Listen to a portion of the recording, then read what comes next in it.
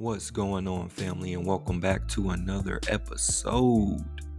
Dragon Canoe checking in again. We're just wave surfing. You know how we do it. Let me know what y'all think. Leave a note in the comments. We're just staying in check, searching for the Melchizedek. Coming to you live from Colorado. Let me know where y'all checking in from. Shout out to everybody out there supporting the channel, doing your thing, making sure you staying in check, and always searching for the Melchizedek. Simple and plain. I know I threw a lot at you with the last video, but I'm gonna throw even more at you with this one. So buckle up.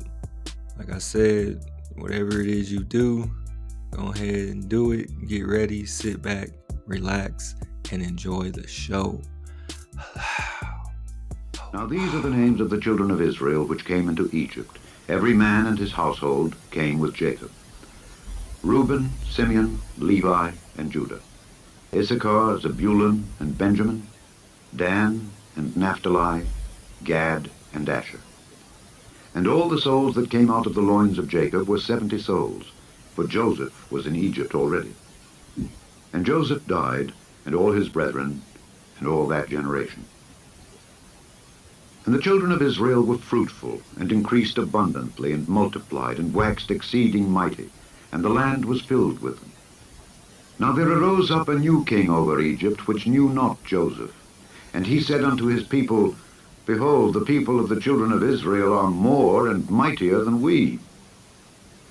Come on, let us deal wisely with them, lest they multiply, and it come to pass that when there falleth out any war, they join also unto our enemies and fight against us, and so get them up out of the land.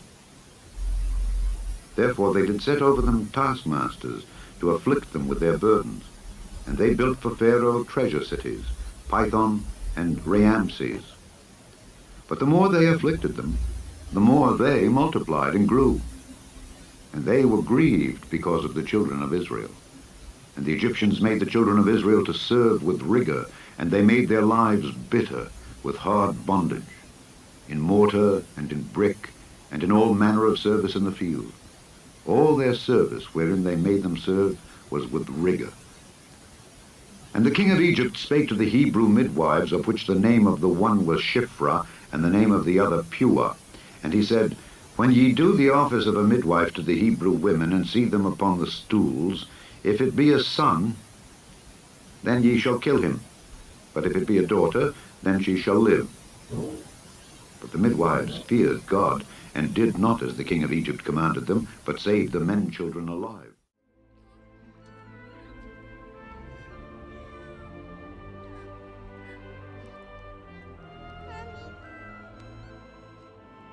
Come, Ramesses. We will show Pharaoh your new baby brother, Moses.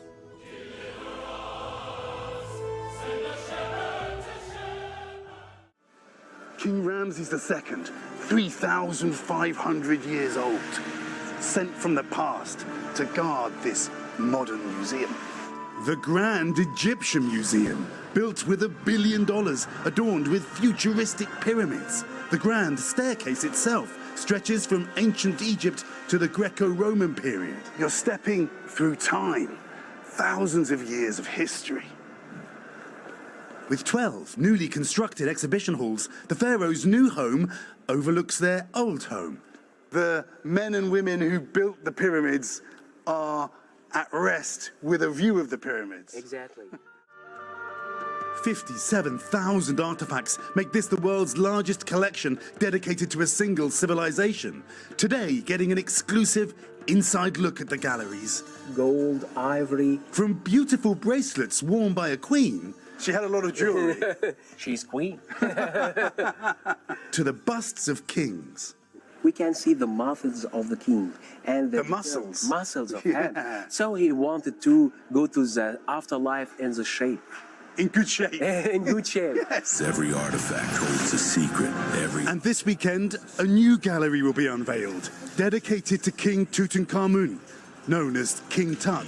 The museum's promotional video offering glimpses. This is ancient Egypt brought back to life. For almost a decade, we have tracked the tough task of transporting King Tut's world.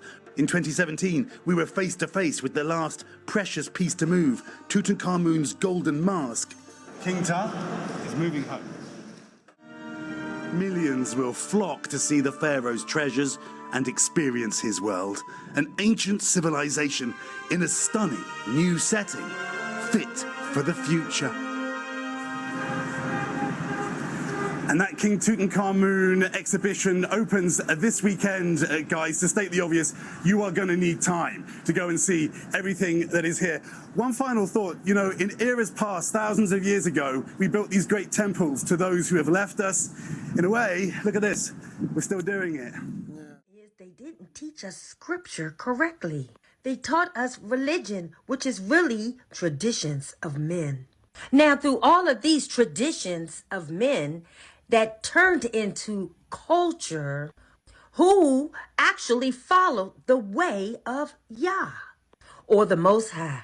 In scripture, these different cultures are called heathen, pagan, or Gentiles. And each one of these cultures has a religion attached to it.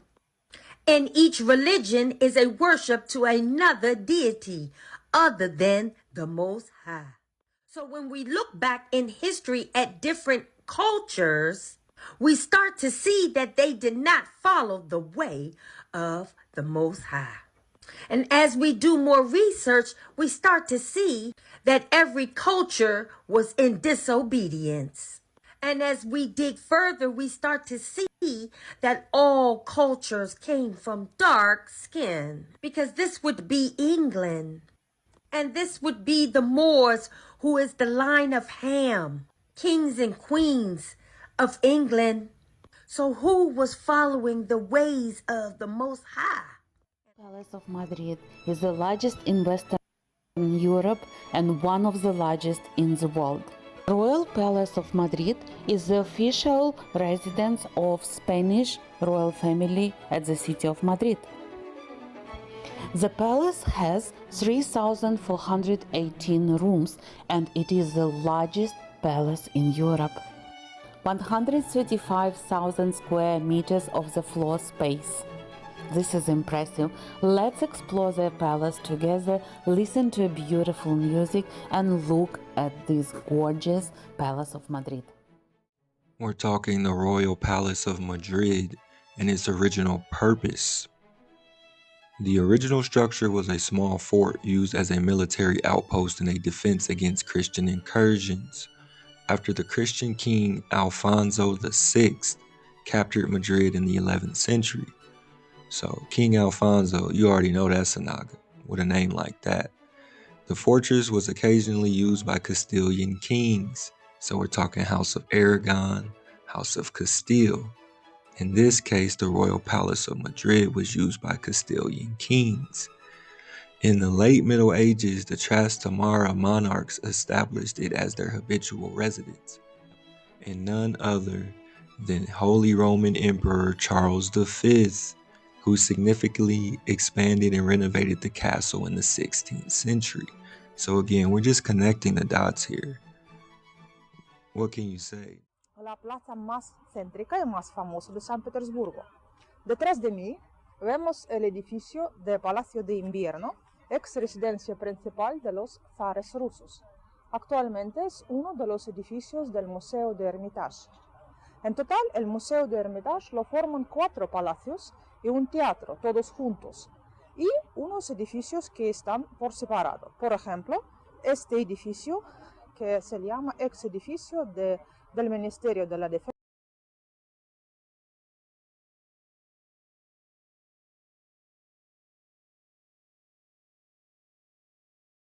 de los embajadores, recordándonos en la época de los zares, cuando la subían los embajadores y otras personas importantes para entrar en el palacio y asistir a las recepciones de la corte rusa.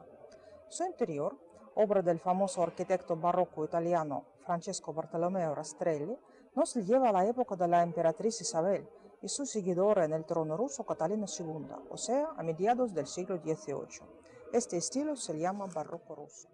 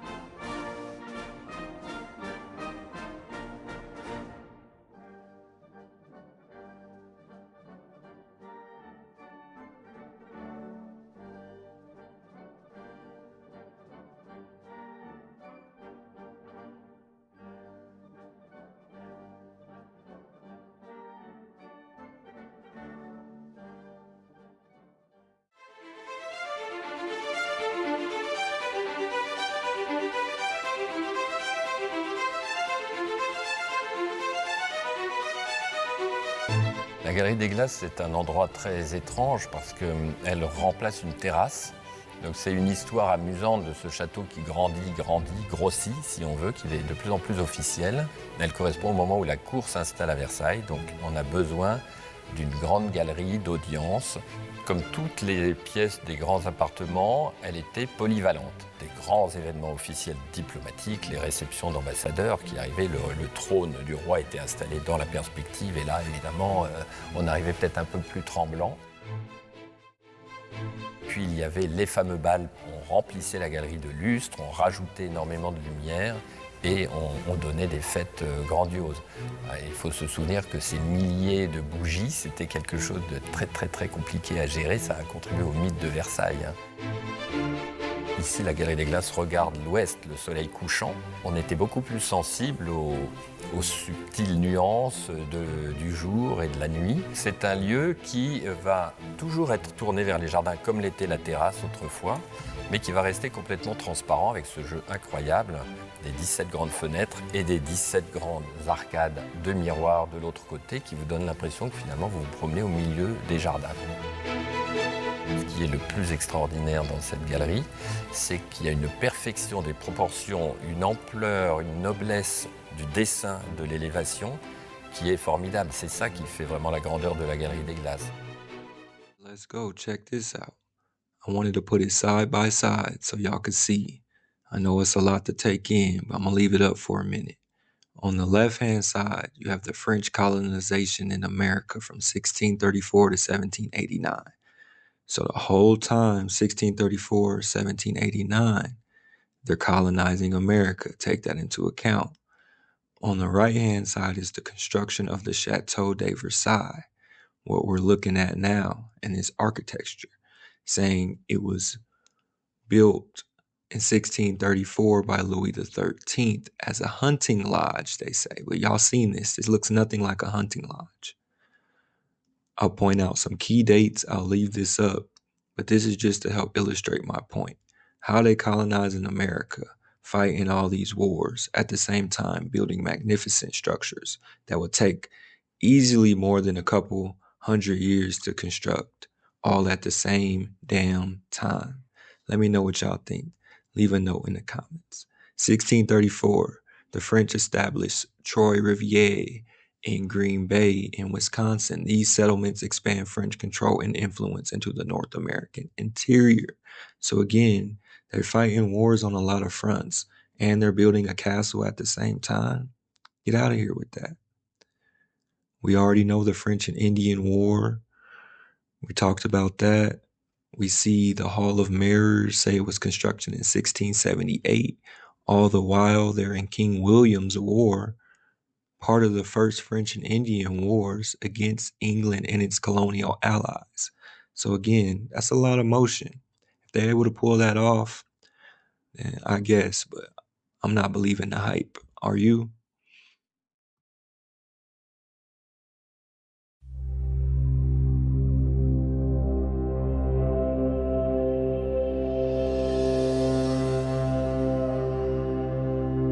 Versailles wasn't built in a day. It all began in 1629, when King Louis XIII had a hunting lodge built, replaced sometime later by a stone and brick chateau. King Louis XIV inherited this small chateau. In 1666, the sovereign embarked on major building work. Over 50 years, he continued to extend and transform what became Europe's largest chateau, the Palace of Versailles.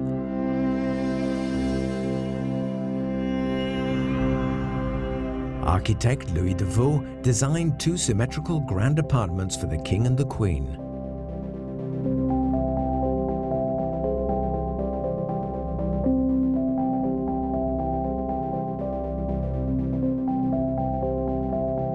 Louis XIV moved his government and court to Versailles.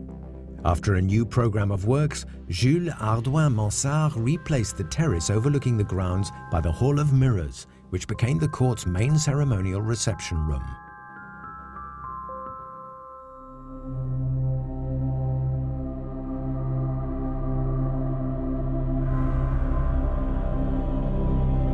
Mansart further extended the palace to accommodate the royal family, the court, and all the government departments.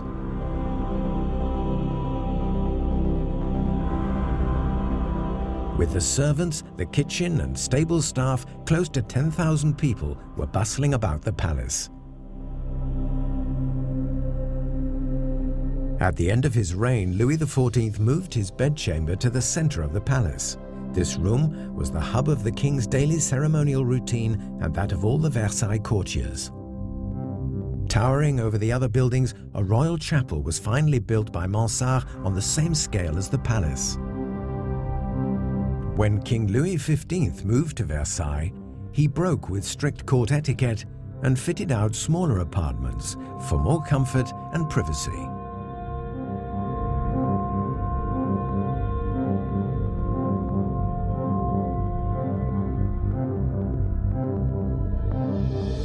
At the end of his reign, Louis XV built what the palace was missing, a real opera house.